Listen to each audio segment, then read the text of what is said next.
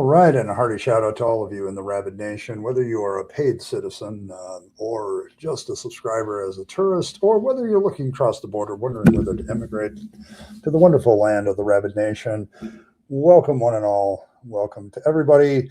Thanks for being here. I'm your host, Ed Rabyd, a former pastor turned atheist, now a compassionate anti-theist, if I can learn to talk.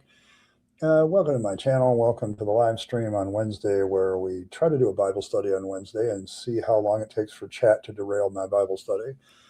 No, seriously, that's what we're trying to do here. So there we go. Thank you, everybody, for stopping by.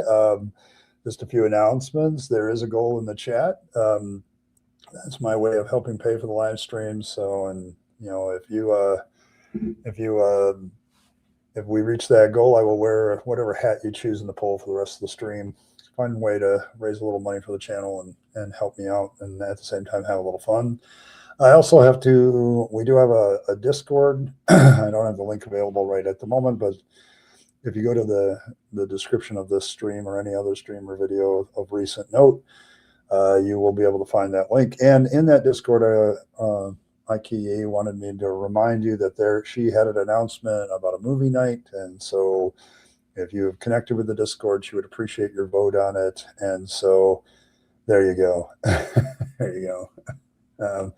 And so make sure you go check that out and vote and do all the things that you need to do there on the Discord. She's trying to get together a movie night where we watch movies maybe on Friday night late. So as a group and kind of get to know each other a little bit better. So thanks everybody for there's been actually some pretty good interest in the Discord, and I've been very, very pleased and surprised. And you know, for something we just started to do, it's off to a pretty good start. So thanks everybody. Let's see who is here tonight before we get into the Bible study and we start talking about how Jesus created purity culture with like a few sentences. Pretty good. Nathan was here. Rimmer is here. Let's see. Evan is here. You're going to start Rimmer, you're starting a GoFundMe to turn Fred the right way up. Does that include like Bren and a few other Australians? Because I think we have more than one. It's not just Fred. So we got a few Australians in the chat. So, oh, Fred is here. See. Okay, there you go. Evan's here. Martin is here. Good to see you, Martin. Let's see. Michael is here. Scudsbopper is here. Dragon Rider is here. Hey, Fred. How you doing, Fred? It's the reason you're still a virgin. Okay, yeah, purity culture. Only Fred needs to be turned up. Okay, yeah, he's the only one that needs to be turned upside. Is he so upside down that it's ridiculous? Is that what we're saying? Okay. All right, well, I better get to the Bible study before the chat derails, before the Bible study even starts. But thanks, everybody, for stopping by. We're looking at Matthew 5. We're continuing to go through the Sermon on the Mount. And we've gotten to the part last week we talked about how Jesus created the idea of thought crime, how you could be condemned to hell, basically, for thinking the wrong things. So, yeah, I realize that's your job. Some other people don't know that, Fred. Okay. Just got to keep reminding them. So, hey, the mighty Philbert's here too. But yes, I want to look at Jesus's next teaching, which is right after the teaching on anger and making anger a thought crime. He goes into lust. And so Matthew 5:27 and 28 says, "You have heard it that was said, you shall not commit adultery. But I say to you that everyone who looks at a woman with lustful intent has already committed adultery with her in his heart." Now, this is the ESV. Okay. And I noticed, does anybody else notice that the wording of the ESV here gets a little bit more, like, gives you a little bit more hope than the KJV does? Because I think the KJV looks at a woman with lust in his heart. Like, it's a lot more open to interpretation, where it's like, in this case, it's lustful intent, like there's an intent involved. I noticed that as soon as I read the passage in the ASV, but I have to ask a question. How many of you at this point are going to hell? Like, how, and do women get away with lustful intent towards men? That's my other question. Is Jesus only like dealing with one side of the issue? Like, is he's only dealing with that? Because I'm trying to figure out.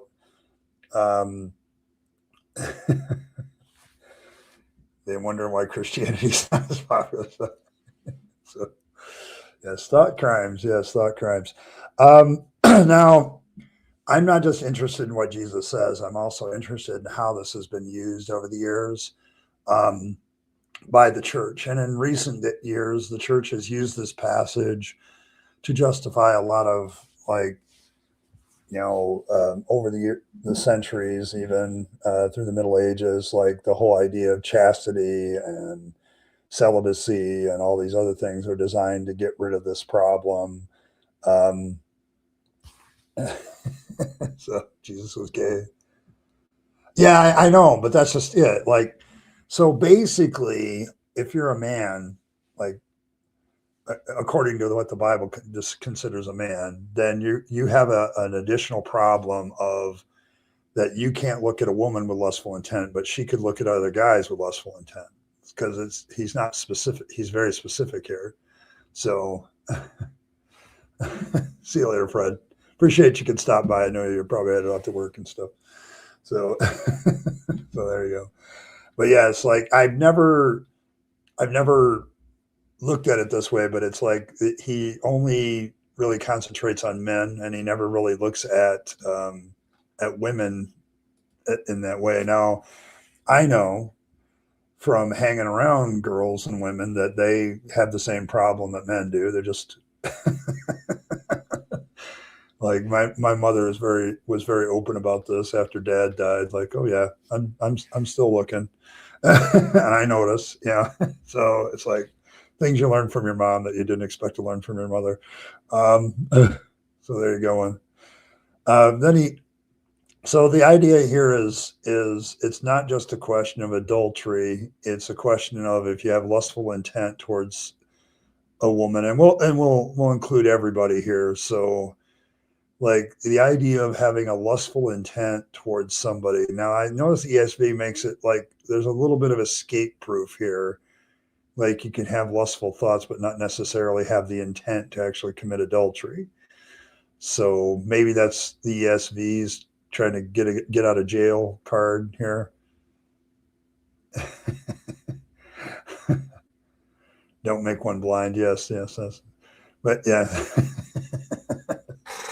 that's a multiple. Evan, I have to give you credit for that. That's like multifaceted levels of joke here.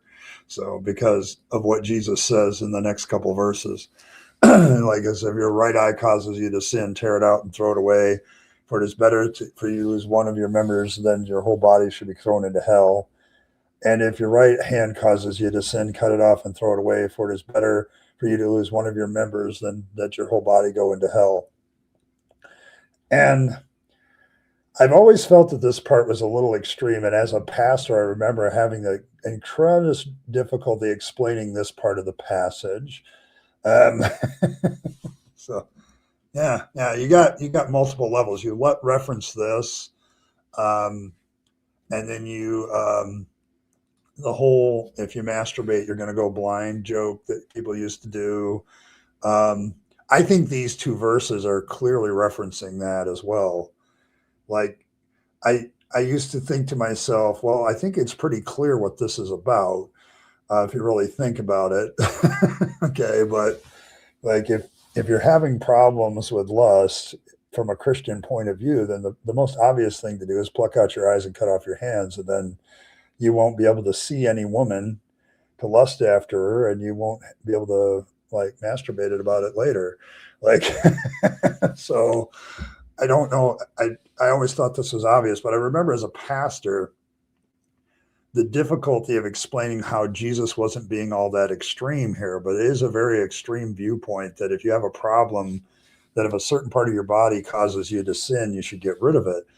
And the real problem here is, I think, given the cultural context, like Jesus is like saying, if there's some part of your body that causes you to sin, you should cut it off. And I think there's too many jokes here, people. There really is. There's just too many. All right. So what is Jesus? Let's look at Jesus's points in these poignant 4 verses. More seriously, Jesus quotes the commandment about adultery, given that he's not come to abolish the law as he previously said. Then he can't be getting rid of the command against adultery, but at the same time, he's going to make it tougher. Hey, Earl. Oh yeah, there. Earl's got the Discord link, and I already announced the thing about the movie night. So that's a good, like, cutting off body parts seems very extreme. Now, as an atheist, looking at Jesus's ministry as presented in the Gospels, whether you consider them like real stories or fiction, I would say that Jesus is just reflecting his apocalyptic notions. Like there's no mention of Jesus having a wife, although he does have camp followers, so it doesn't mean he didn't bang or anything. Like, we don't know that for sure. Like, boinking may have been a thing that he did, but his whole idea of adultery and stuff and divorce, we'll get into his views on divorce next week, but his viewpoint on this is like, God is going to raise the dead soon. I'm going to be back in a generation. I have this apocalyptic view of the world. So it's better to cut off your hand and lose your eyes than lose your reward in heaven, And the problem was, like you could say as a pastor, you could say, hey, this is just metaphorical. Like, he's just being metaphorical, that you need to take extreme measures to solve the problem of lust in your life because it'll send you to hell. That's one of the other thing that Jesus mentions here that he doesn't mention with anger. Anger, he talks about final judgment, but here he actually talks about hell. Like, if you don't get a handle on this lust thing, you're going to go to hell. Like, and this is the beginnings of purity culture. Like, purity culture, to me, is a natural response to Jesus's words here. Like, it makes perfect sense if you think that this is all true. Okay, because you got to take extreme measures to solve your lust problem. Otherwise, you're going to go to hell. Like, one of the things I noticed this time going through it is that Jesus actually makes the penalty hell here. And it's like, is this like the first time, if you take the narrative that we have in order, that Jesus actually mentions hell as a place to avoid? Like, we don't, like, hell is like a very early part of Jesus's teaching. So, and he introduces the concept. The Old Testament doesn't really have it. So, yeah, you're either going to hell or reincarnated as a cockroach. It doesn't really seem to work well. All right, we'll work on it. What do you do if your whole body is sinful, as explained in scriptures, and knocking yourself off isn't allowed either?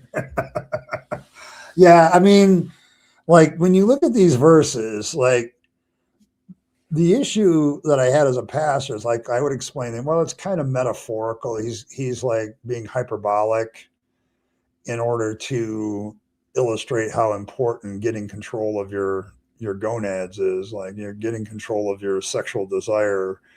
It should be a top priority because of the extreme nature of the punishment, which is burning in hell forever.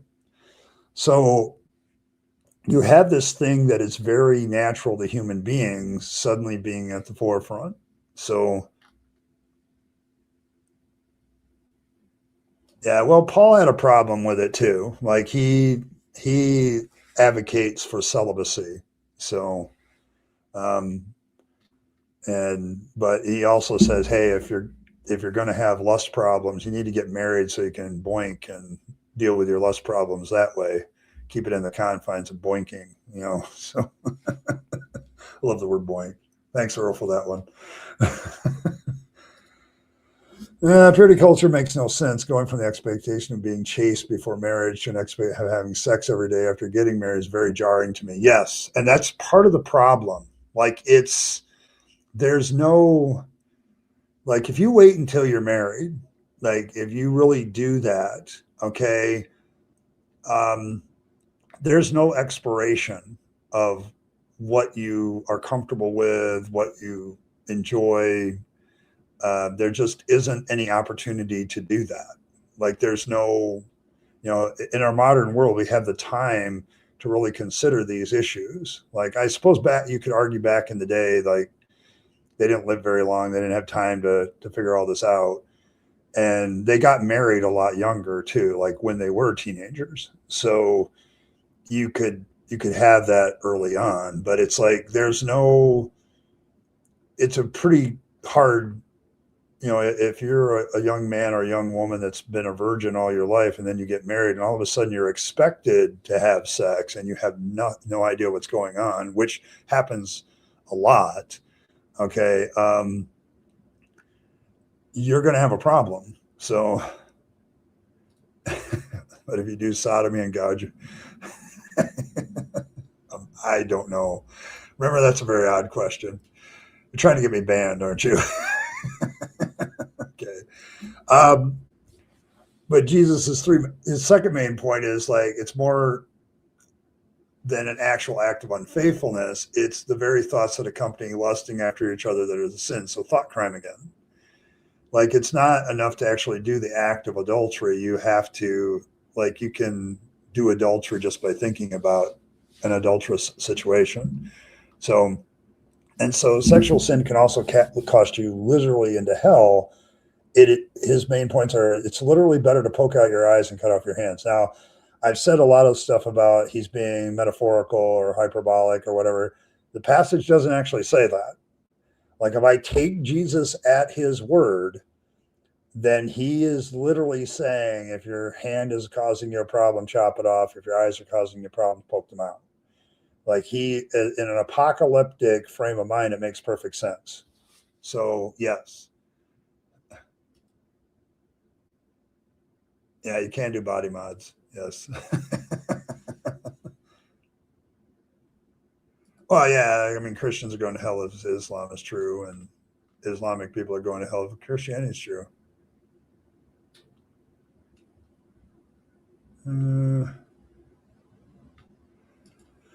This winner, let's see.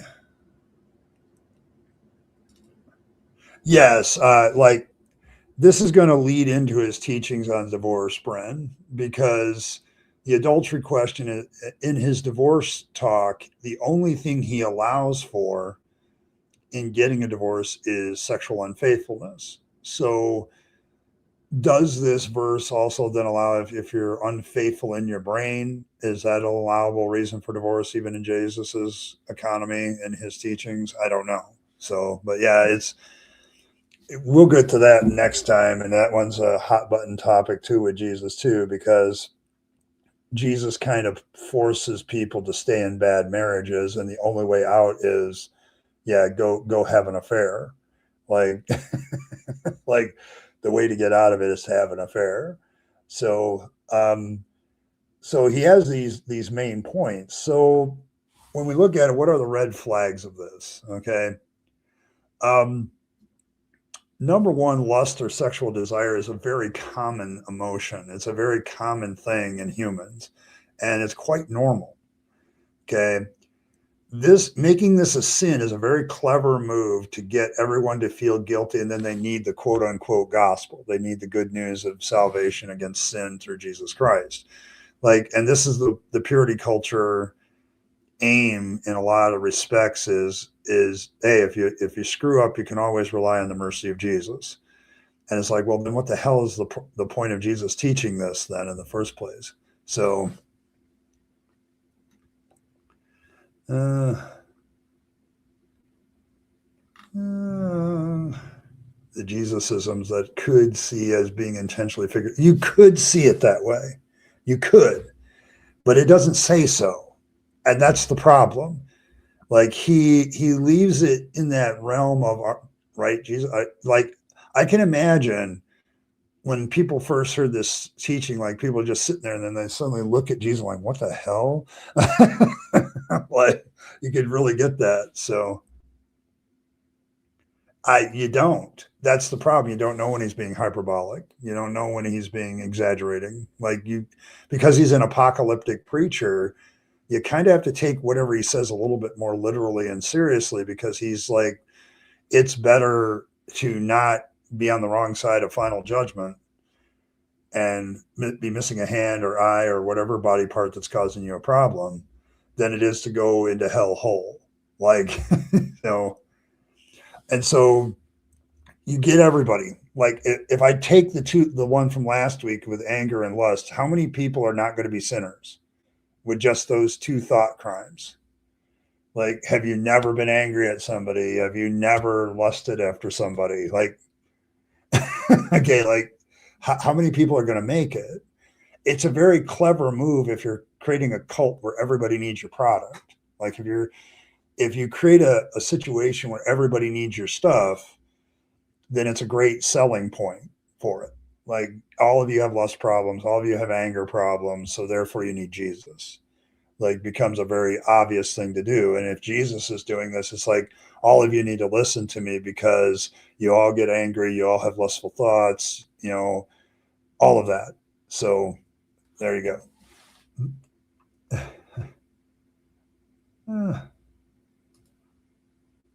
You based your celibacy. Okay. Hey John, how you doing? I respect Ball better on this. I'm going to follow Ball on this more than others in the Bible, as I just don't seek relationships and focus myself on over. Yeah, and Paul is actually better for divorce too. Like you can get out of a marriage if one of you is a believer and another unbeliever, and the unbeliever wants to leave. Like so, with Paul, there's multiple options for divorce. With Jesus, there's really only one. So, but we'll talk about that more next week. But yeah, but adultery then is one of is Jesus's reasons. Like if you've been unfaithful, so if you have thoughts about another person, is that a reason enough for a divorce? Maybe. He kind of sets it up. So the second thing I think would be a red flag. It's a very unrealistic expectation. We humans procreate, like from an evolutionary standpoint. There's a whole set of social, moral, psychological triggers that trigger sexual desire, and it's all inherent to that. So getting past that is going to be very, very difficult. Like you're basically penalizing people for being human at that point, and I think that's a big red flag to me. So there you go. The admonition to remove body parts is quite disturbing. Seeing is he being hyperbolic? Is he being like, is this an extreme asceticism type ritual? Like, yeah, I'm having trouble with lust, so I'm going to poke out my eyes so I don't have to look at a woman with lust. Like, there's also an extreme fear factor of hell. Like, this is one of the instances where Jesus invokes hell as a punishment, and he doesn't do that often, but it's kind of an extreme punishment for doing what humans usually do by nature. So I don't know. And then I would also say that one of the further red flags is that current society uses this to create the purity culture issues and all of its bullshit that goes along with that. Purity culture to me does more than just create very unrealistic expectations as far as sex and relationships, but there's a lot of negative effects it has on how you develop sexually. If your whole teaching in your life as a church going kid, like say you grow up in the church like I did, the whole issue of sex was always wait until you're married, wait until you're married, wait until you're married, wait until you're married. And then when you get married, hey, go gangbusters, like, and make a lot of kids. Like it's a very limiting thing when it comes to human sexuality, exploring your own sexuality. Like a lot of people have left the church not just because of how LGBTQ people are treated, but because becoming LGBTQ themselves, they and further exploration of their sexuality doesn't line up with that very limiting viewpoint on how this works. This text becomes a prime text that purity culture advocates everywhere use. Like, you got to get control of your lust, you got to get control of this, you got to be chaste, you got to be celibate until you're married, or stay celibate, or it's it gives you very, very few options to explore, and there is so much more to it.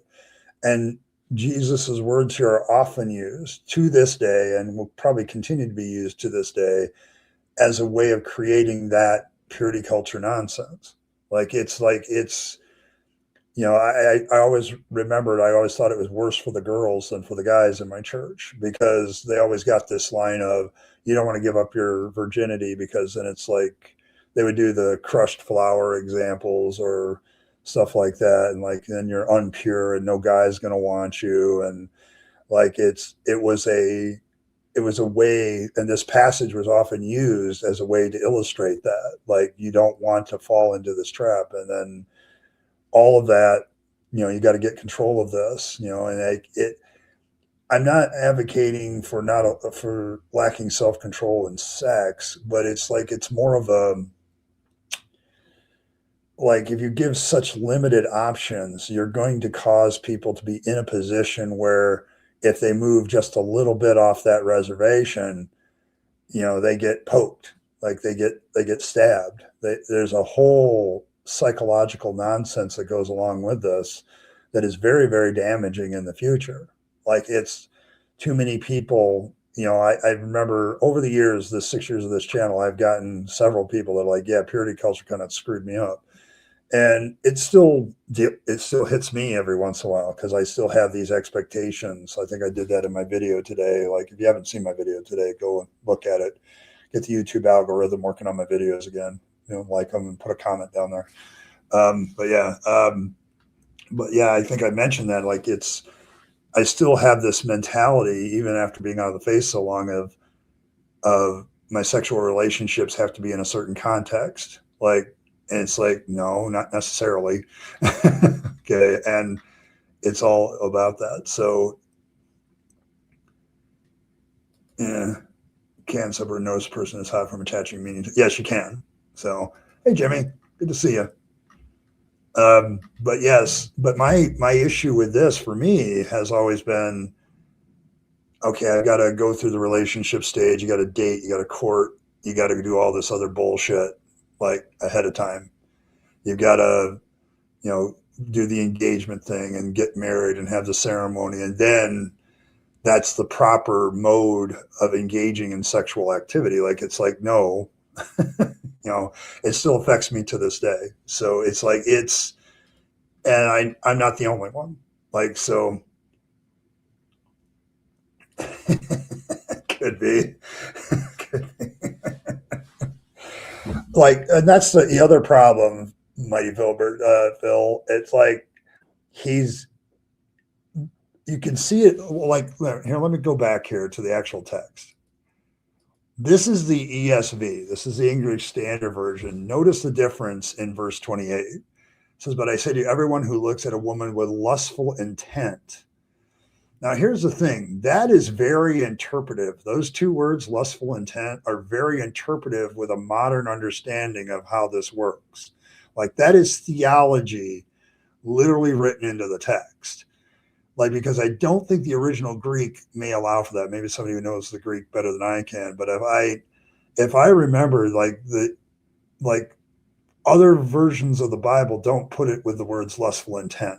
Like, it's more like with lust in his heart, or some sort of aspect where you're just having lustful thoughts. This seems more intentional, and thus people can avoid like I just had naughty thoughts kind of thing. Like, it's really when a guy looks at a girl and he really has the desire to have her. That's the sin. That's not the way it reads in other English versions. So I think the ESV here is kind of putting a little bit of their own interpretive mindset in this to kind of soften the blow, so to speak, or make it less important. So Yeah, I mean, you could. Um, but remember, like if you're married and you're looking at a single woman with lustful intent, that's still adultery too. So you can have that. But yeah, I get it.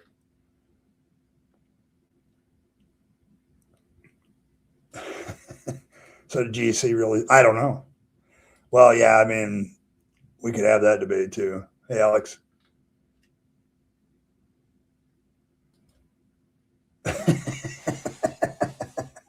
Yeah, according to Fangs, don't covet your neighbor's wife or garden or neighbor's wife's garden. So there you go. Yeah, that's the thing. There's like divergent thoughts on that, and even in purity culture. Like me and Rimmer, or me and Mighty Philbert are both Assemblies of God boys. I could probably go to different Assemblies of God churches and get different teaching on this particular subject, depending on the youth group. So, and the youth pastor. So not listing for your neighbor's ass. Yeah, I know. You're not supposed to have your neighbor's ass. Married next month. She isn't even allowed to kiss. Yeah, quite about how clean they are. Yes, and this is the other thing about purity culture that drives me mad. Um, People who manage to pull this off are very arrogant about it, how pure they were and how wonderful they are and how God is going to bless them and all this other shit.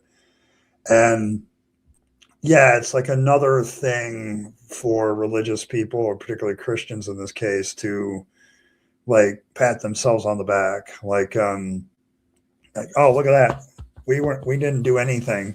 They're not even allowed to kiss. Well, here's the problem with that. They got a lot of things to do. Like I think that's really accelerates the problem, doesn't it?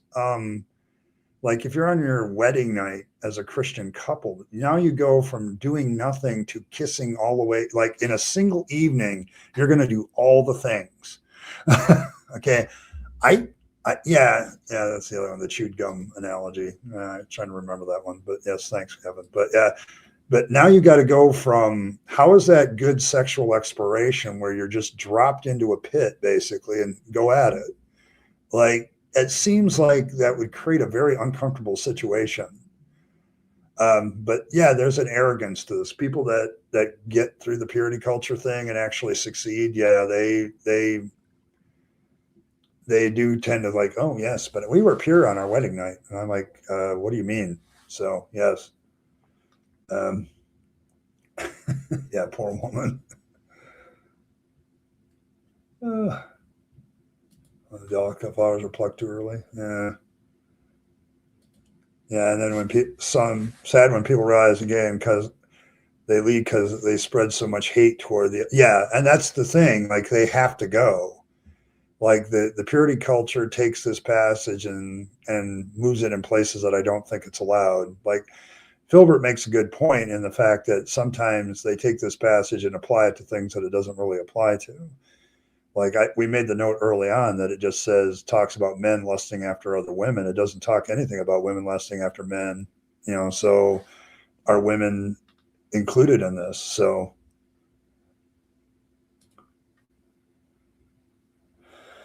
yeah, CJ, a very surprisingly good show. I didn't expect to enjoy it as much as I did. She uses crushed metaphor flour. Yeah, and that's the thing. Like the crushed flour, the chewed gum, the nobody wants that. And it's like it's not that way. Okay. And I was like, don't get me wrong, the boys got it too. Like I remember one time in his youth group, they separated the guys and the gals and had their sex talks with us. And they didn't use that like chewed gum analogy, but it's like, they like you want to be very intentionally in who you hook up with, and in the end, to use more modern vernacular, language. But they often went after guys in a little bit different way. Like you want that girl to be special, and it's the only place where you've parked your car, so to speak. Because there's detriments to the other way. I mean, the big factor I think was you could get a girl pregnant, and then now you're responsible for her and you don't have any options. And they kind of pigeonhole the guys into, like, if you get a girl pregnant and you're obligated to marry her and settle down and make a family with her and all that. And it's like, that's not necessarily a good idea. Okay. So Earl. Oh, yeah, I could do that. Hold on. Earl's got a point.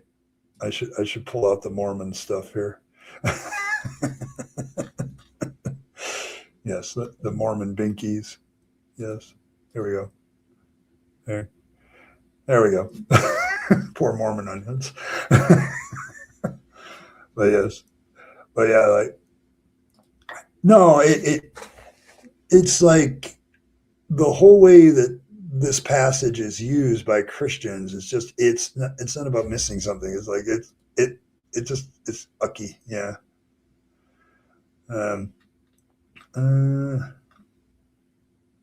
Yes, and lustful intent could mean anything, but it's the word intent that I question being used. I don't remember the Greek word for intent being there. Like they're trying to interpret an idiom, I think, a Hebrew idiom translated into Greek, and it doesn't work. I don't remember the idea of intent being in there. It's just lustful thoughts. So I think actually in that particular case, I'd probably side with the KJV. So yeah, I mean, if you're asexual, you can find all that very easy. Like it, but if you're asexual and then discover yourself in a Christian marriage because that's what everybody's pushed you to, now what do you do? Like there's certain obligations that Christianity expects out of married couples too, like producing kids so there can be more Christians. Like like it's there. Like, I mean, I'm surrounded by Amish, and that's definitely one of their things. Like it's, yeah, you need to get married so you can start producing more Amish because we're losing people. Like it's that way. So you never looked at a biscuit with lustful intent? Well, that's good. Yeah, autism helps. Maybe he knew Braille. Yeah. That was a funny story from a news story many years ago. I remember the blind guy that sued the library because they wouldn't do Playboy and Braille. They stopped doing it, and he sued them, and he won. So, and you're wondering, how did they do the pictures in Braille? That wasn't his issue. He liked to read the stories. He actually was a guy that had to read the articles. So, yeah, I mean, you could put it that way. Like premarital sex is adultery according to the Bible. They would probably use the term fornication. Like Paul uses the term fornication for that, and it's probably more accurate. So yeah, it's one of those things where there's a lot of interpretive leeway. Like this is why this is a problem too in purity culture, because they definitely push it that direction. So, but yes, but yeah, I'm gonna say me and Fangs are gonna put this at the red flag category. So there's just a lot of them, like the whole thing that gets created out of this. So this isn't a joke. How does purity culture track wet dreams? I mean, assume you're ashamed, something that is not even in your control. Oh, absolutely. Like the thing about dreams. Okay, we got to talk about dreams, and then we'll talk about the wet dream. Actually, the regular dreams, like in my church when I was a Pentecostal, they took dreams very seriously. Like dreams were revelation of God or indicators of a spiritual state or things like that. I got taught that in my AOG church many years ago. And so if you had a wet dream, like they would probably interpret that as, oh, you have a problem. Okay, you have a problem and you need to deal with it. And even if you like didn't have the problem, like, oh, but yeah, you're going to be held accountable for what you dream too. Like I've been through that where I had dreams and people say, oh, well, you're kind of weird. Yeah. So you don't attract to them. How can you be in a relation? That's a good question. This is why I don't know if I could get stats on this, but I have a feeling that a lot of Christian marriages are very dissatisfying in the sexual area if a couple succeeds in the purity culture aims.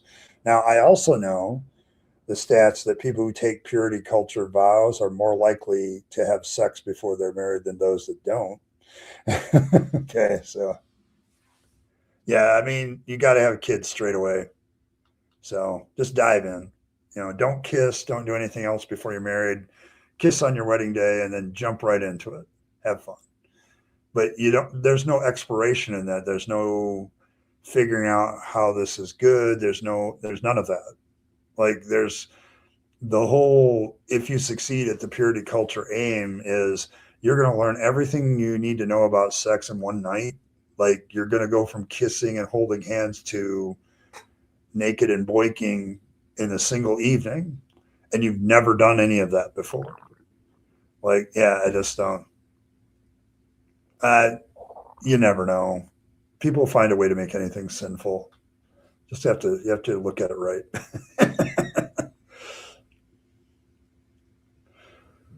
A sign of demon possession while being unconscious. Yeah, you're being possessed by some succubi or something. There you go.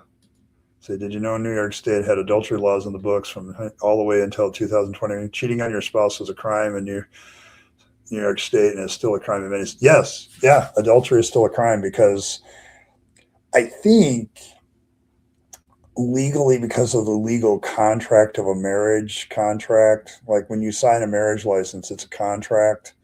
There's a contractual relationship. They have to define adultery as a crime in order to justify that as a reason for divorce, like that they committed the crime.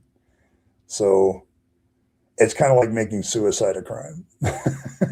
You have to do it in order to make attempted suicide also a crime.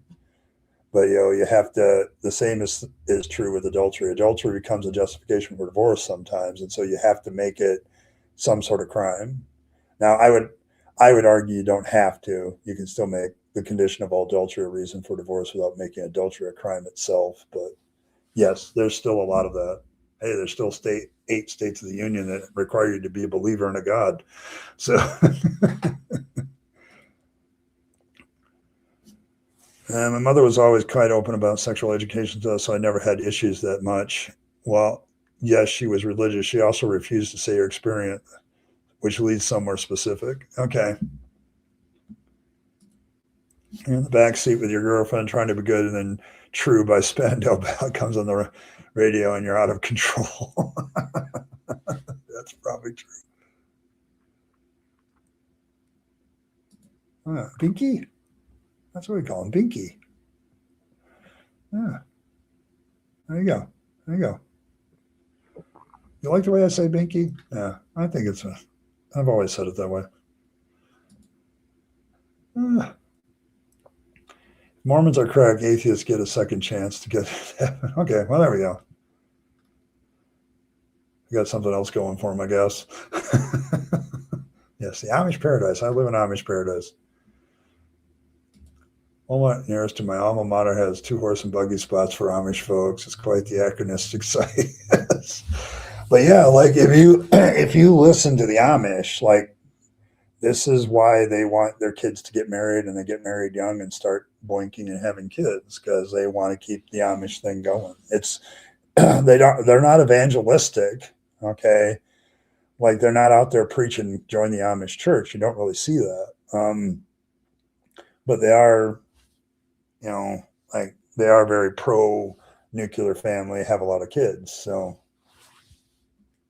yes, they actually took some advice about this, Michael, and they every once in a while you hear about an Amish group migrating from like Pennsylvania to Michigan or Michigan to Ohio where there's other Amish, and they exchange people in order to keep the gene pool from being a problem. They were having problems with that, yes. So it's never 5 at Nation.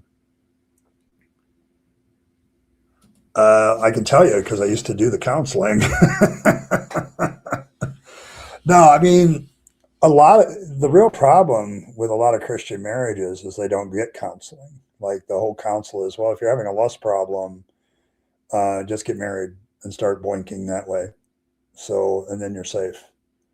So, but yes, that's kind of when you do marriage counseling inside of Christianity, it's very much like the sexual part of the counseling is, you're going to have to, maybe take it slow, discover this, but not necessarily. It depended on the counselor and the pastor. Like, there's a lot of, you got to remember, there's also a lot of misogyny here. So, like, there's a lot of the Christian counseling is, teaching the woman how to be submissive to her husband, the guy to be how to be a good leader of his wife. Like, you got to remember in that context, there's a lot of other bullshit like that I could talk about in a different context. So, yeah, definitely red flags here. Is 666 a nation? Oh, like a sticky dream. Okay, there you go.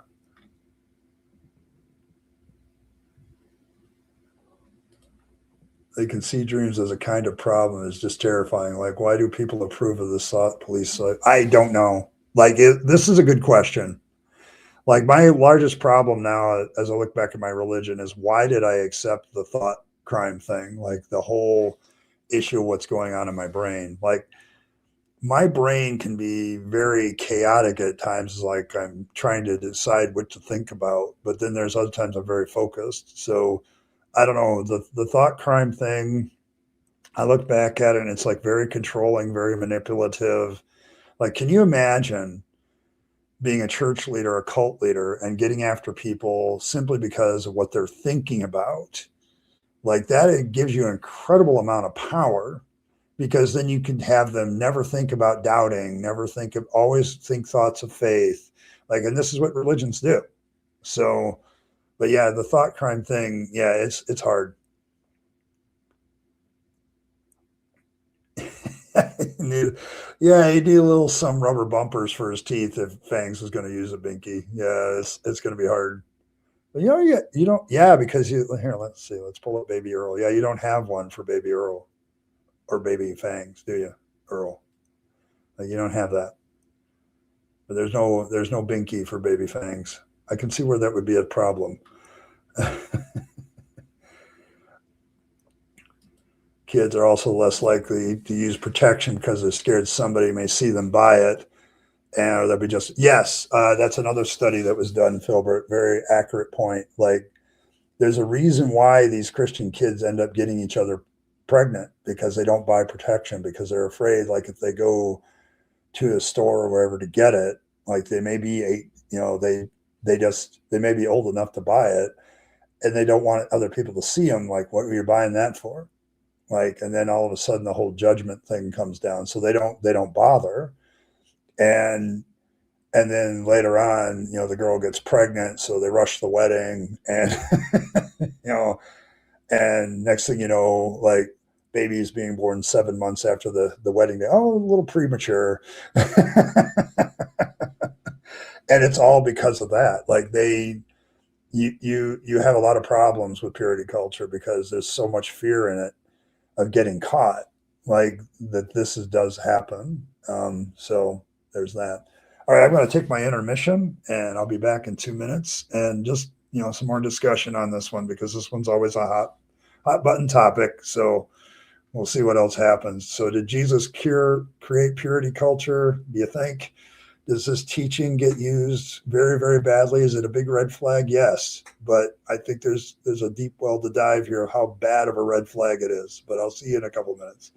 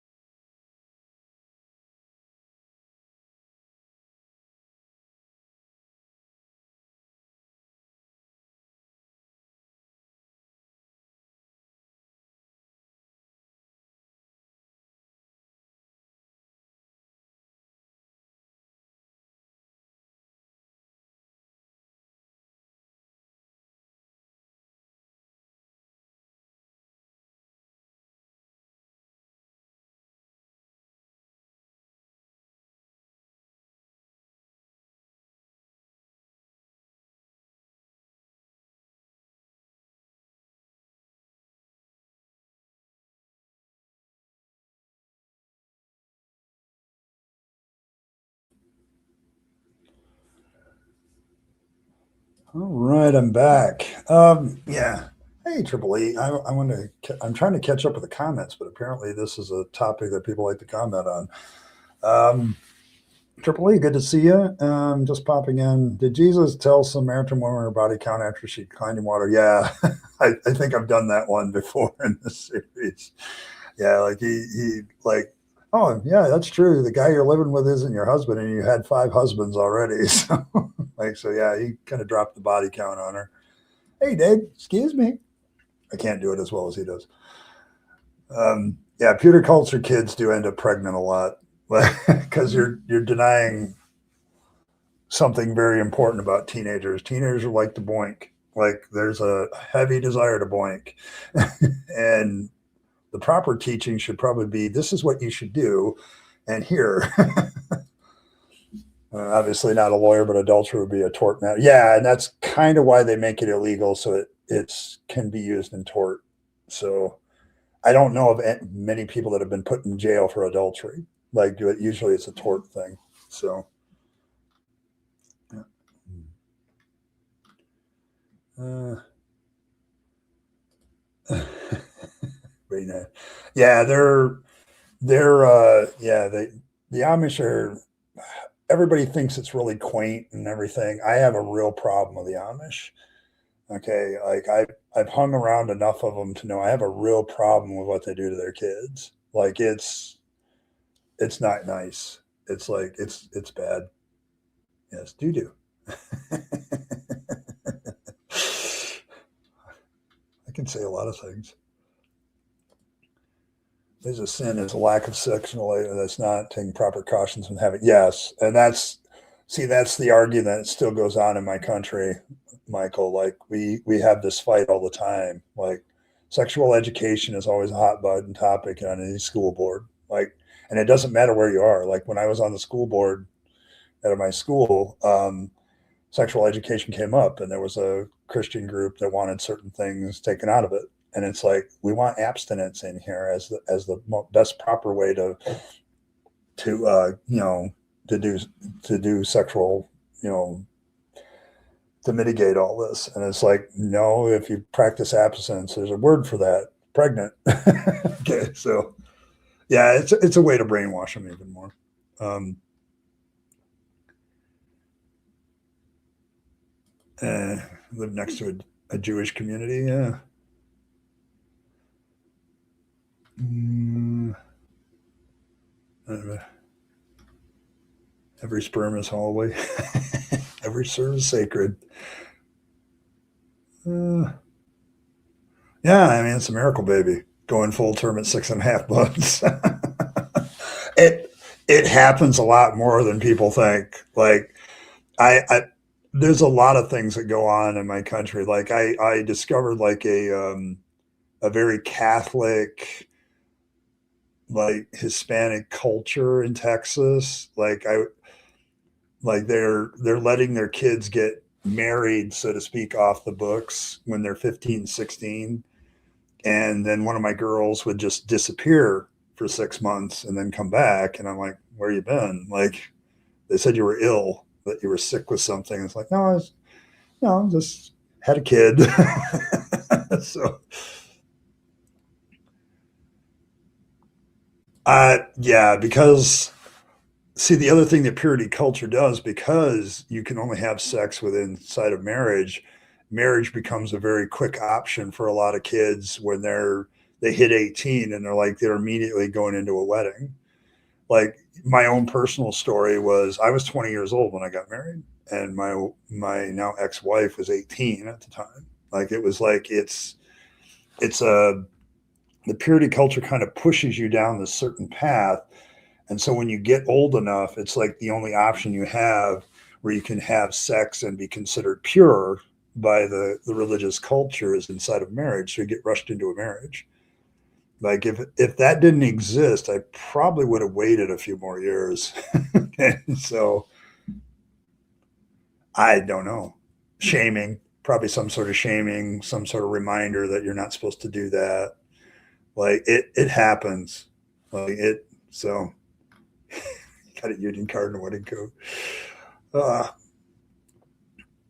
Yeah, you're going to find a lot of stuff, Alex. It's a lot more scary than people realize because you're trying to mind control people on sexual issues. And often people find themselves in a situation where they're not, it's not really a good situation for them because you're forced, number one, in purity culture, you got to marry a fellow believer. Okay, so that limits down your options right there. And then you've got to wait on the only option you have if you want to have sexual activity is to get married. And so now you're pushed into that. And so in my case, for instance, when I was in the youth group, I like you look around and it's like I've got three options. There's three other girls that are about my age, in my age range, based on my religion's philosophy. Unless I go to another church that also believes what we believe and has other options there, these are my options to have a relationship with somebody long term. Now, I want you to think about how insidious that is because even back in when I was a kid in the 80s, there were plenty of ways to meet other people. And, you don't have this internet culture back then, but there were other options I could have pursued. Well, now I'm stuck with these three. And then I picked the one that I felt was best. And she picked me. And she was in the same boat. Like, the opposite side is true. Like, she's looking around, there's only like three dudes in this youth group, and so you go. So it is more insidious than you think it is at first when you first look at it. Check my messages.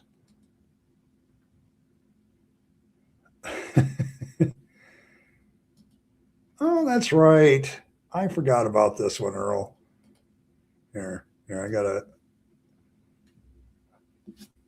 I forgot about that because you do have a baby Earl with a pinky. Oh, I got to show this one to the crowd. They're going to love this one.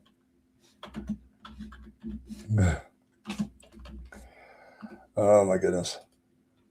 All right, there we go.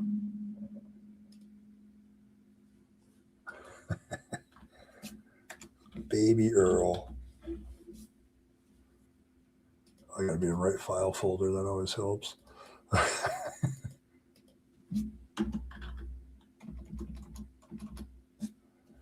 There it is.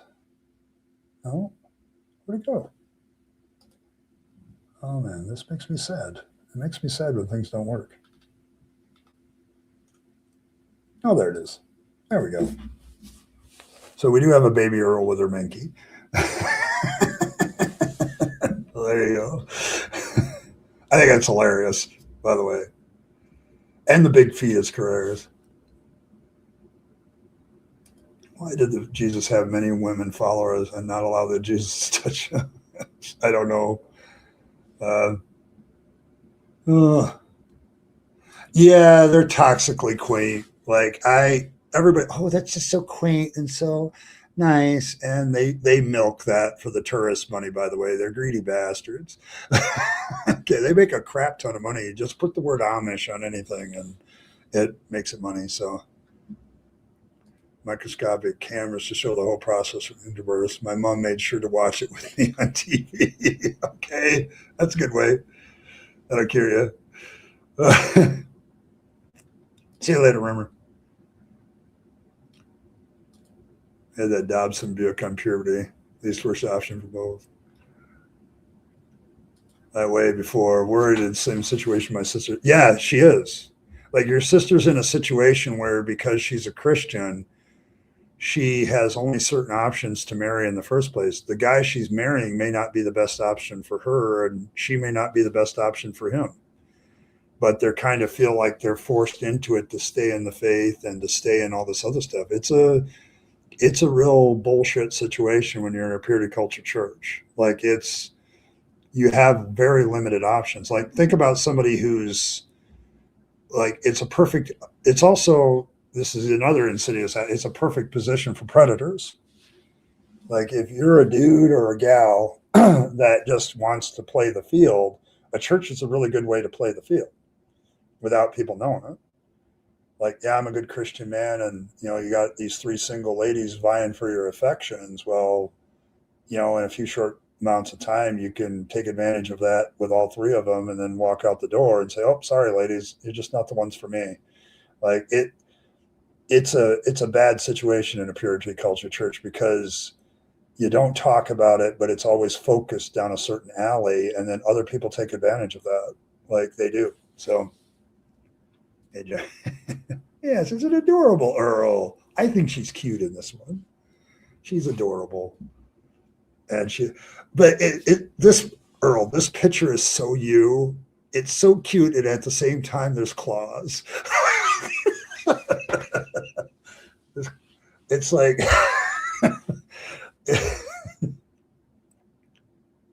Yes, the breakup process is also even more awkward because because you add to the purity culture level, but this is God's will for you.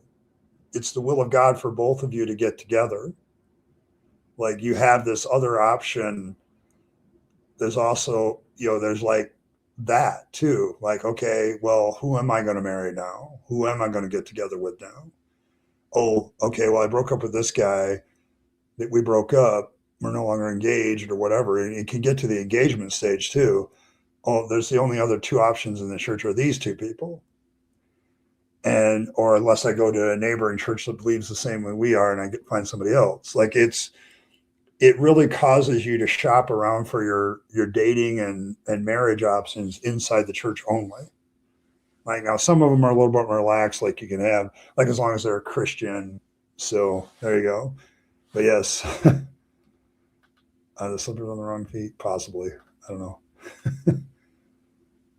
Yes, door 1, 2, and 3. Yes.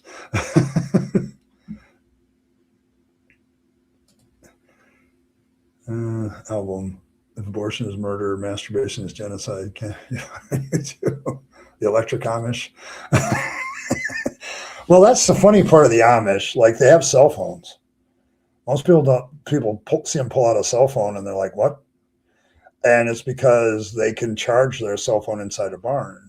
Like they can have electricity to the barns. They just can't have it in their houses because of that verse saying, don't bring lightning into your house. And it's like, I don't think that has anything to do with powered electricity, but okay. Yeah, I mean, predators are a logical problem from this, aren't they?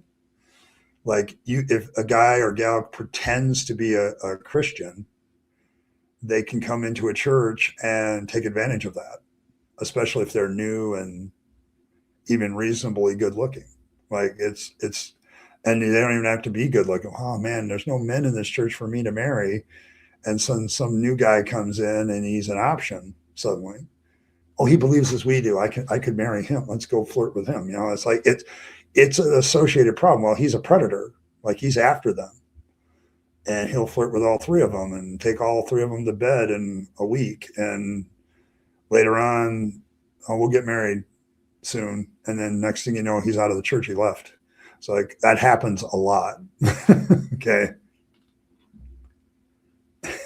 The Pinky Hobbit. Oh, Earl. More effective having young people do protective measures versus absent only, which increases the chance of people getting HIV. Yes, and that's the issue.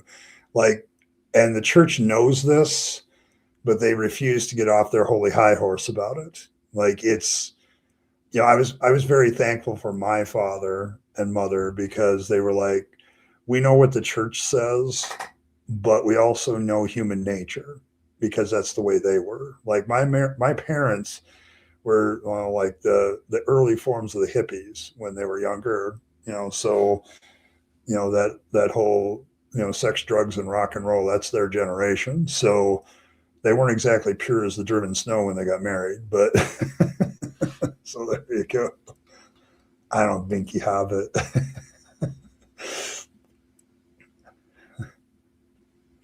So there you go. I agree. When I was shooting myself in the foot, there was no options for me. And I was thinking about becoming a monk because of it. Yeah. Because if you end up in a church, like if you're in an Orthodox or Catholic church, they have another option for you, like celibacy and joining the orders. And so if you're in a church where you're usually like you got 5 guys in the church and no girls, Like, oh, well, I guess there's no options for me. I guess I'll just go become a monk. Like, and so they give you that other purity culture option, which is to disappear from society, but that doesn't work either. Like, you have monasteries and nunneries that are notorious for the activities that go when the lights are off. So it's like it, it's a real problem. So thanks, Martin. That's one. Maybe we'll get to a hat. I haven't gotten a full hat in a while. So, but yes, explain it away easily, right? If God will to show me the first failure so I can more deeply appreciate the true soulmate that he had in store for me. Yeah, I mean, you can do it that way, but it's like it creates a problem because if you were prayed over before and this, yes, this is God's will for you, and then all of a sudden you break up, it's like, oh, well, that wasn't really God's will for you. So you still found that. So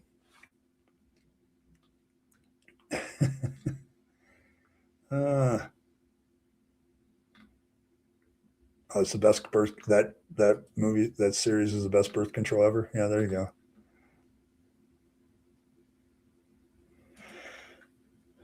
Uh, I mean, given the word pretzels that Jewish folks twist themselves in, what considered former Shabbat, a lot of it absolutely not, is not. So, I'm not surprised by the weird Amish rules. Yes, yes, yeah.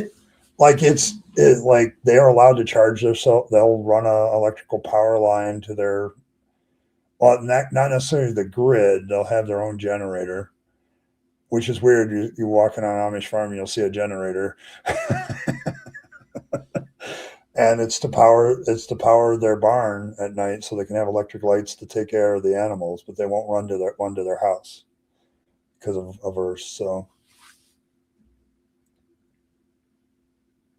oh, you saw all those things before the age of 10. Oh, there you go. See, this is what education should be. So yeah, hippies, yes, the hippies, yes. My parents were very liberal until they got religion. Then they completely flipped. So um, there are days I wish they had stayed hippies. But yes, my mom and dad were part of the like very open about their sexual stuff before they became Christians. So and there's some thoughts that there's a few open relationships after they got married too. I didn't come along until 6 years after they were married, so there's a lot of things going on before then. So the Sabbath thing. Yeah, that was a great comment too. Hi, horse. Yes. See, when my girlfriend broke up with me, she said it was because she thought God was telling me we weren't a good match. So when my youth pastor asked why we broke up, I said I caught her having sex. That's your option, man. Like it's in a purity culture church, you can absolutely slam your former girlfriend about it, like, or your former boyfriend for that matter. Like, he just wasn't being faithful. Like, especially if the church, like a Pentecostal holiness type church that has the whole Holy Spirit involved in everything, they're going to say, "Oh yeah, we believe this is the match for you. God is really pointing you this direction." Um, yeah, I can absolutely see it. I can absolutely see it. Um, because then you can say, well, she just wasn't faithful to Christ. And so we've lost God's will. And you can move along. So, so there you go. Imagine really controlling other urges like that as well. You can only use the bathroom at specific times after certain. Actually, Judaism does that. So does Islam. I hate to break the news to you, Michael, but which chapter of Leviticus is that? Because there's a whole chapter dedicated to this very issue of how to go to the bathroom and when you're ritually unclean. I hate to break the news. Yes.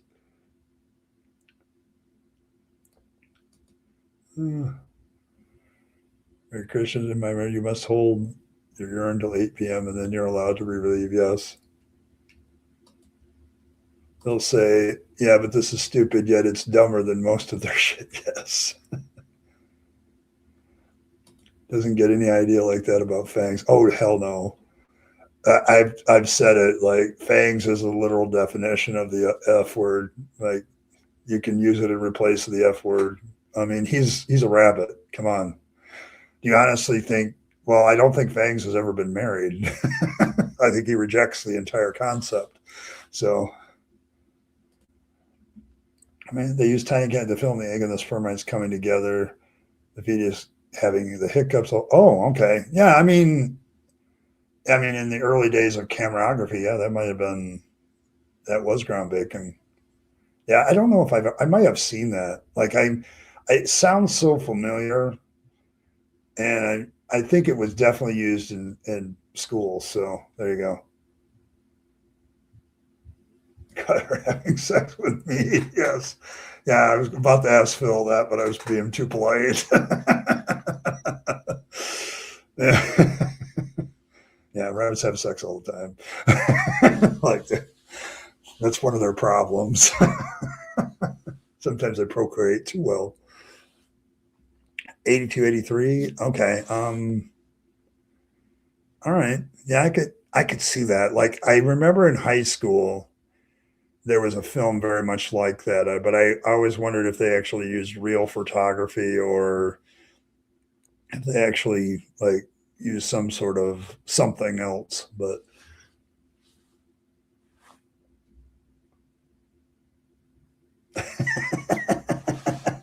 I don't think he has. Like I, I am the Grand Master of the Fluffle, so I'm the only one that wears the Holy Bunny hat.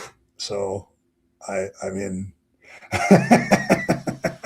so at certain points, I will assert my benevolent dictator role over Fangsology. So it's rare, but it does happen.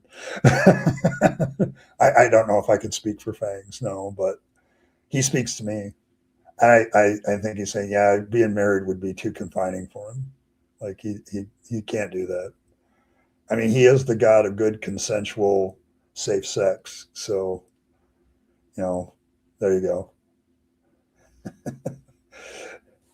Yeah, I'm a dictator. Okay. Ugh.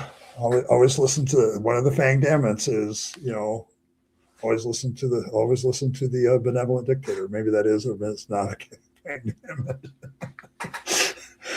Yeah, so there you go. Oh,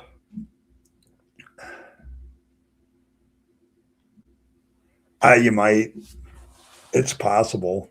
I mean, we didn't create this picture so you couldn't have some sort of psychedelic high about it. If you're into psychedelic drugs, I think this one would be a good one.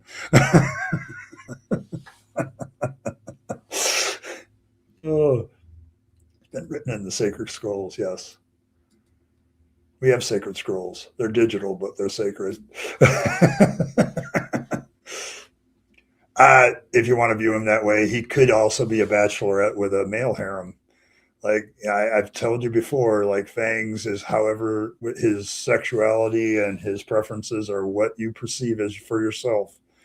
I just call him a he and refer to him as a way I would refer to myself. So if you want to join, if you want to get closer to Fangs, that's the best thing to do is conceive of Fangs as yourself. Like I think that's dogma actually. So but thanks you, Josh. It's been written in sacred scrolls.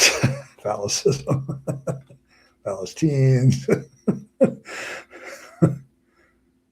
Yeah, he'd have an all genders harem. Like he's not particular. I know you didn't, but I'm just saying.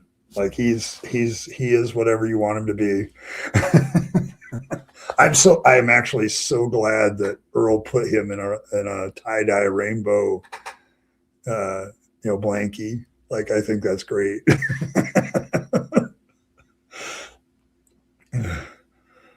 Let's see. We had a German foreign exchange student that year. His name was Heinrich. Yes, self-reflective sexual dogma. There you go. What a great concept, Triple E. I'm going to have to use that sometime. Self-reflective sexual dogma. Oh, what a great line. I'm telling you. I'm telling you. Like, no, it's a thing. Like, when you compare, like, the one thing that we don't have in Fangsology is any kind of purity culture. Like, I'm not going to do that to you. Like, the only thing I say is be safe, be consensual, enjoy it, be good at it. Like, don't half-ass your sex life. Like, if you're gonna have sex, do it. Like, enjoy yourself. So, yes, Earl did that on purpose. Like, if you look at any picture here, let me pull up. Like, if you look at any picture of Fangs, like, there's no bits. Like, and there's a reason for that. So, yeah. Yes, holy full, we stole the rainbow. Yes. Well, his mother is Lisa the Rainbow Giraffe, so there you go. I mean, that's where that kind of comes from. So, yeah, raise your standards, people. Like, yeah, don't accept crappy sex, is what Fangs' mission is. Don't accept that, and don't be a crappy sexual person yourself. Like, work at it. Let's see. Trump, the atheist you who goes around saying go to church does church audit. At first, I thought the idea was cool, but Blossom, I've actually thought about doing that myself, like going into a church, recording the service, and then giving my thoughts. Then I realized I have RTS. I don't know how I'd do that, but I don't know. My actual feelings about it is I'm not really sure that it's helpful. I feel the same way I feel about like trolling other theist channels. Like, I don't do that. Like, I react to a lot of theists when they put out videos and they put out their own message. I'm glad to react to that. But I'm not a big person to just go and do trolling and stuff. So, and I don't know. Extends way too much grace, even more culty sides of Christians. They have problems, X, Y, and Z, but I think they were nice, good people. Of course, they're trying to get you in. Yeah, I mean, I don't think, there's an old expression of think incompetence, think stupidity, but don't think malice. Like, malice is not always people's motivation. Like, I can see the message there in that, I can see where they're like saying, yeah, these are good people that are deceived. I think that's a good message to give, because I think that's true for like 95% of Christians. I don't think a lot of Christians are in it because they are bad people. They're deceived just like everybody else. So,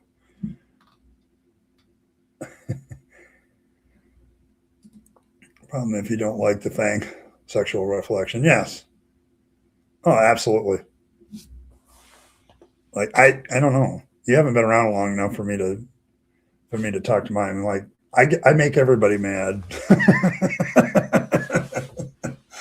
It's a true story. I remember a couple years ago, I did a video trying to give some advice to LGBT community about how they can rebrand their messaging a little bit, and talking about how I felt like the whole alphabet letter thing was way too long and they needed to find a different way to express it. And I got shit from them. And I'm like, I'm just, I'm literally just trying to help you out. Like, I'm just using my poli-sci and my communication skills to say, like, I think this could be communicated better. You can disagree with me, but I'm not like taking over. But yeah, like, the problem with purity culture for me personally is this. It took me a long time to accept certain attitudes I have. Like, I'm one of those guys that I don't think I could make love to a woman unless I was friends with her. Like, I can't do the one night stands or anything like that. I can't do it. Like, it's just, every time I think about it, it just repulses me. Now, I don't know if that's purity culture or just my natural inclinations. At the same time, I know that I've been in love with more than one woman at a time, many, many times in my life. So maybe poly, maybe hetero flexible, I guess would be a good euphemism for me. Like, so it's like I make a lot of LGBTQ atheists mad because I'm like not gay or or bisexual or anything like that, but at the same time, just being honest. So so but yes.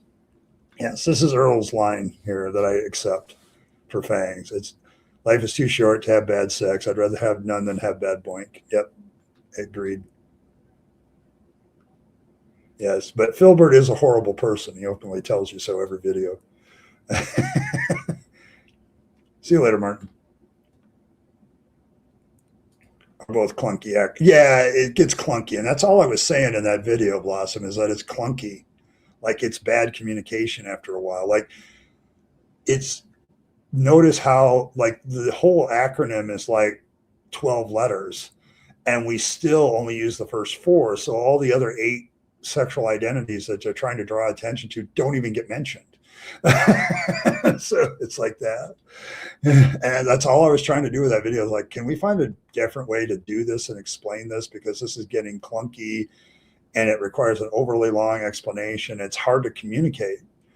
And I caught all kinds of holy hell for that. And like, yeah, okay, not going to do that again. Kind as Kirsty Elder with a kind. They're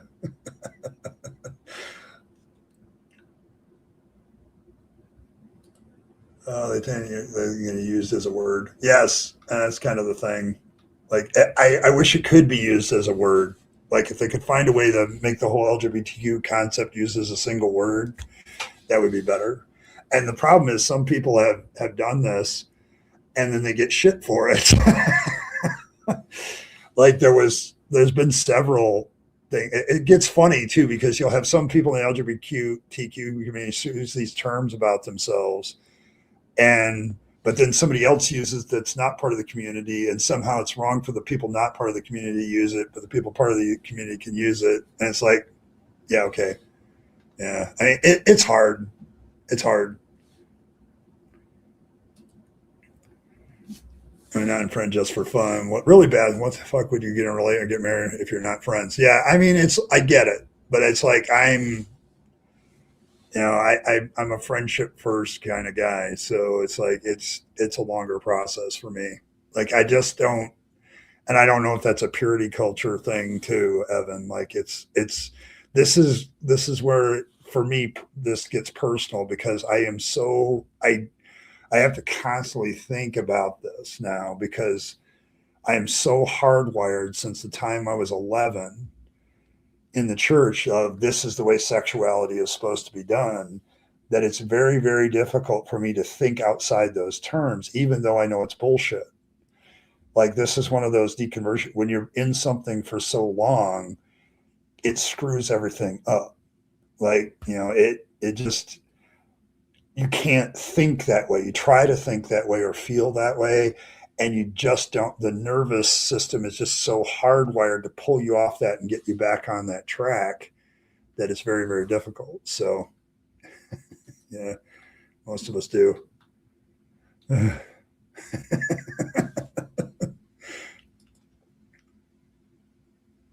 People like me should also have to have a go. Okay.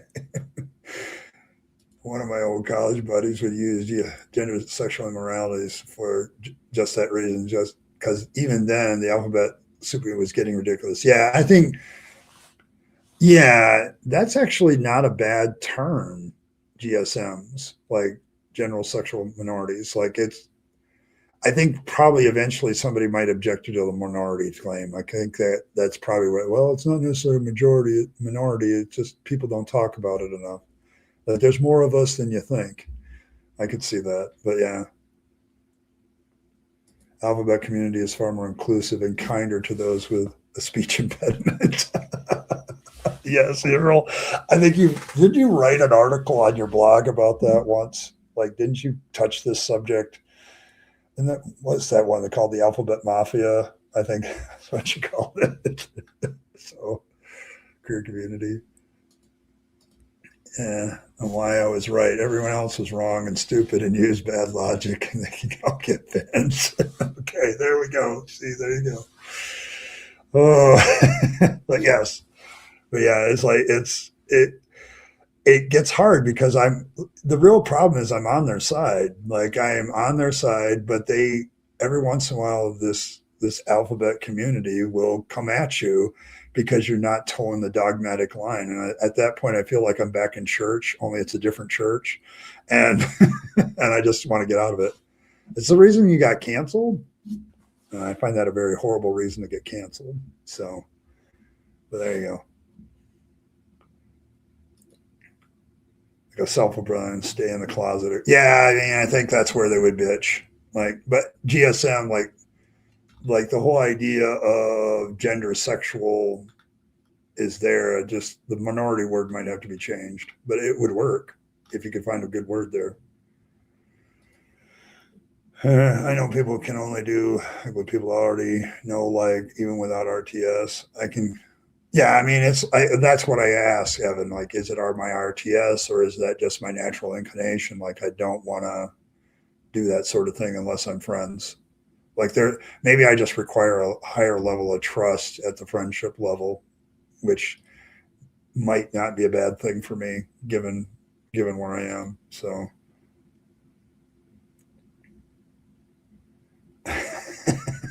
Kurgan from StarCraft, yes. Using the word minority served a utility when discrimination was common. I have no clue, though. You and me both. Grumble, grumble. I just think it's a really dumb reason to get canceled, honey. Like Earl, gosh, that just like I'm sorry. I know that was just. I remember Asho went through that too. Like he's catching holy hell for this, and I'm like, there are people in this community that use that term for themselves. What is your beef? Like, I don't get it. Yeah, I mean, there are places where people go to have sex with people they don't know. Some people are into that. I'm not. It is just a description of whether you're not in the majority. Nothing to do with being in the closet. Yeah, I mean, but I know Americans. Somebody's going to get offended. It's going to happen. Oh, cancel before long. I keep pissing off the popular people.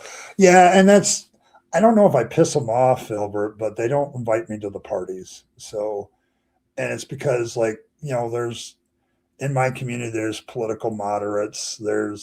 I'm a libertarian, not a liberal. And you can't like there's a dogmatic like viewpoint on the left too that I wish they would dump, because liberalism was supposed to be about not being dogmatic. Like there's an element of that that's supposed to be there that isn't there anymore. So that's my complaint about liberals. There you go. So yeah, we eat ourselves. Like I'm on the left for like 85% of issues, and then I'm on the right for like 15.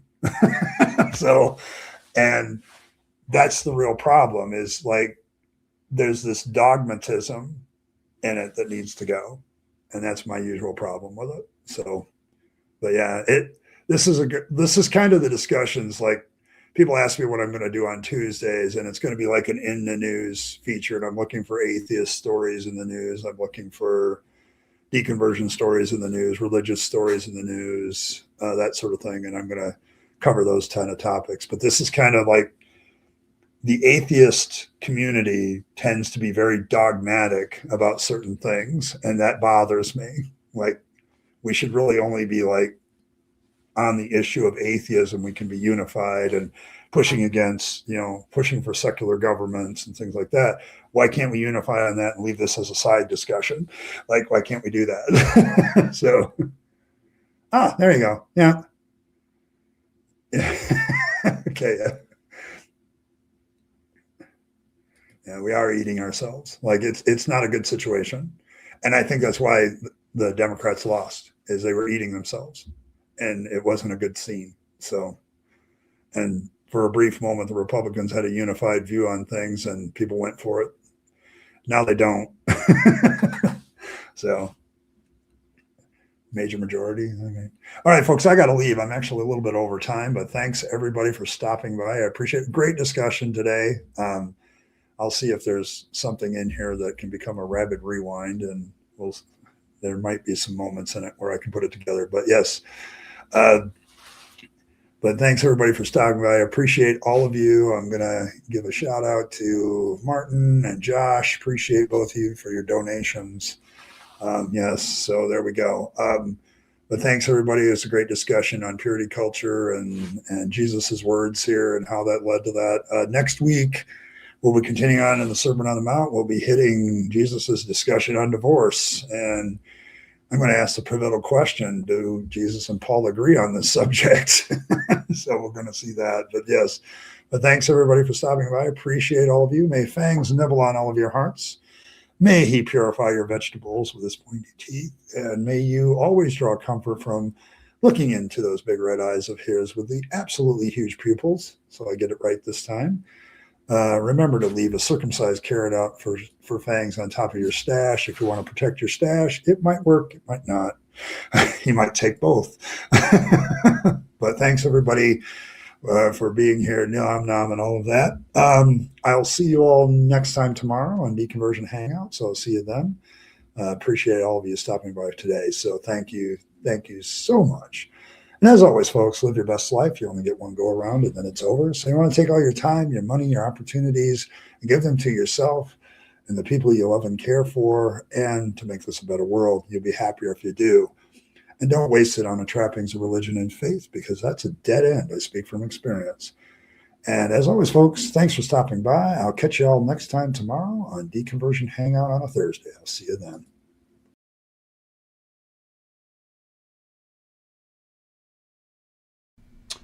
Hey, thanks for sticking around to the end to find out how you can support the channel better. Of course, there's always the more normal notions of just hitting that like button, subscribe to the channel, hit your notification bell, and share the video with your friends and family that you think would be interested. That's always very appreciated. If you want to support the channel in a more tangible way, there's several options. You can super chat or super thanks in the comments or during a stream. Those are always very welcome.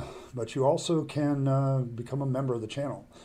Members have certain perks like getting the videos early, things like that. They also have some good custom emojis during chat. So all of these things are good benefits to members, but they also support this channel and its work to continue to normalize atheism and deconversion, for which I'm very appreciative. It keeps me going, and it keeps me as a content creator being able to do more and more as a content creator. So if you choose those methods of support, thank you very much. And I appreciate you once again for staying to the end and listening to other ways that you can support the channel. Appreciate it. Thanks, and I'll catch you next time.